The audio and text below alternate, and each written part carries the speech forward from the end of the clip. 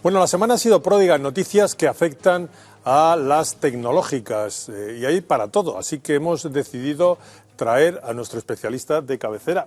Gabriel Araujo, saludos, buenas noches. Hola, buenas noches, encantado. Tenemos varios frentes. Vamos a empezar por el primero. Una multa de más de 4.000 millones a Google por el Parlamento Europeo, bueno, lo ha ratificado. ¿Esto qué puede suponer? ¿Supone algo de cara a los usuarios o no supone nada, dado que ya debe 8.000 y pico millones? Sí, bueno, hay que aclarar que muchos medios están difundiendo la noticia mal. No es una nueva multa, están diciendo que es una nueva multa. No es la de 2018 que la ha recurrido y ahora el Tribunal de Justicia de la Unión Europea se ha pronunciado rebajando en 200 millones esa primera multa y es referida a la cuestión de Android, con respecto al tema del buscador Google, que tenía una actitud monopolista, decía en su momento la Comisión, y ahora lo vuelve a ratificar el Tribunal de Justicia de la Unión Europea. Para los usuarios, como bien dices, pues es casi más de lo mismo, porque realmente hay 4 investigaciones sobre Google, son 4 que están ahora mismo, esta era la primera, pero hay 3 más posteriormente, con lo cual todo apunta a que realmente Google, es que estas son cifras para nosotros muy altas, pero para ellos son ridículas, que realmente les conviene pagar la multa y seguir lamentablemente con sus prácticas, ¿no? Pues vamos con otra de los grandes, Facebook. A Facebook se le ha acusado, yo creo que ha sido el propio CEO de Facebook, el que dijo que se les había presionado para silenciar durante la campaña norteamericana los feos asuntos del hijo de Biden. Claro, es que ahí hay también, Facebook es otra de las tecnológicas grandes que tienen muchísimos datos, saben muchísimo de nosotros y claro, ellos tienen muchísima información que en un momento dado puede ser comprometedora, ¿no? Y en el caso del hijo de Biden, nosotros ya lo hemos hablado aquí en alguna oportunidad, el contenido de ese ordenador es muy comprometedor y lógicamente todo lo que tiene dicen que aparece otro. Política, efectivamente sí, entonces claro, es que esa es la cuestión, las tecnológicas conservan mucha información. Pero en este tema lo importante es que una tecnológica silencia información para beneficiar a un candidato. Ojo. A ver, lo estamos viendo cada día, cuentas que se cierran de determinado perfil político y otras no. Por ejemplo, ahora mismo cuenta en Twitter, por ejemplo, tiene el jefe de los talibanes tiene cuenta en Twitter y Donald Trump no. Entonces, es decir, ¿qué pasa con las tecnológicas que tienen también su propia idiosincrasia y lamentablemente sí que tienen ese poder de influencia, ¿no? Nosotros, por ejemplo, los profesionales que somos los peritos en informática, intentamos siempre que la gente cuide sobre todo su privacidad intentar presionar las tecnológicas para que realmente sean imparciales e independientes a la hora de manejar toda esta información. Una última cuestión que yo creo que es importante. Ayer desde Brasil nos denunciaban las sospechas que tenían de que Indra, empresa española, pudiera, digamos, tener un perfil oscuro en el recuento electoral, puesto que no había papeletas manuales. Indra está vinculada con Prisa, que está vinculada con el gobierno y ahora ha recibido el permiso para hacerse con un mayor número de acciones. ¿Esto de alguna manera acerca todavía más al gobierno de Pedro Sánchez y a la empresa tecnológica que se encarga de las elecciones, además de múltiples contratos de defensa? Bueno, te recuerdo, Antonio, que precisamente antes del verano fue que ocurrió este movimiento, ¿no? En el Consejo de Administración de Indra, ¿verdad?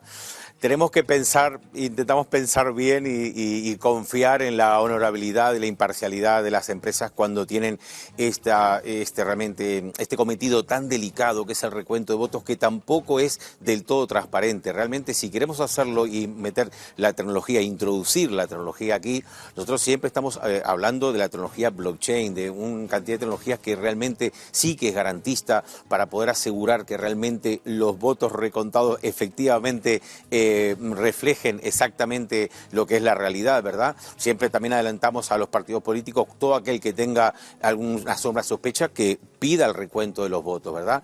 Entonces, bueno, Indra efectivamente tiene ese pequeño sesgo, ¿no? O pequeño o gran sesgo con respecto a su Consejo de Administración. Hablamos siempre lo mismo, tanto las entidades verificadoras, aquí hemos hablado de Neutral, hemos hablado de Maldito Bulo, todo ese tipo de entidades que deberían ser certificadores de confianza, deben no solamente ser independientes e imparciales, sino también aparentarlo. Y cuando vemos, por ejemplo, que la CEO de Neutral pues tiene este problema de seguidores falsos y más, que está tan ideológicamente tan inclinada, vemos que Indra también ideológicamente tiene esta inclinación designación, ¿verdad? Por el peso específico que tienen todas estas personas del Consejo de Administración, lo que exigimos realmente es que sí, que no solamente se diga que sea imparcial e independiente, sino que se aparente. Bueno, es que en el mundo de las apariencias, tú fíjate, tenemos un grupo de comunicación que es tremendamente cercano al gobierno, cuyos propietarios se les han introducido en Indra para negocios de miles de millones, porque no solo es el tema electoral, como decíamos, sino es la industria armamentística. Es decir, el beneficio que se le ha hecho es brutal. Es que está realmente todo conectado, ¿verdad? Hablamos siempre de tecnología, hablamos de industria armamentística, hablamos de ciberguerra, hablamos de... todo ese tema tecnológico está realmente inserto en la sociedad. Nosotros, por ejemplo, como peritos empezamos con el tema tecnológico, con el tema penal, civil, pero ya estamos en el tema laboral, ya estamos inclusive en la jurisdicción militar. Es decir, que todo lo tecnológico abarca efectivamente a todos los espectros de nuestra sociedad y, lógicamente, la armamentística también. Hay muchos intereses confluyentes ahí, lo estamos viendo todos los días con los conflictos curiosos que se están montando cada día, que vemos que surge y dice, pero si esto estaba tranquilo, ¿no? ¿Por qué se ha alborotado aquí el avispero en este sitio cuando estaba todo tranquilo? En fin, lamentablemente sí que es cierto que estos intereses se superponen frente al interés de la ciudadanía, que es vivir en paz y en libertad. Al menos antes no nos enterábamos y ahora nos enteramos. Eso es lo que no sé si es mejor o peor, ¿verdad, Isabel?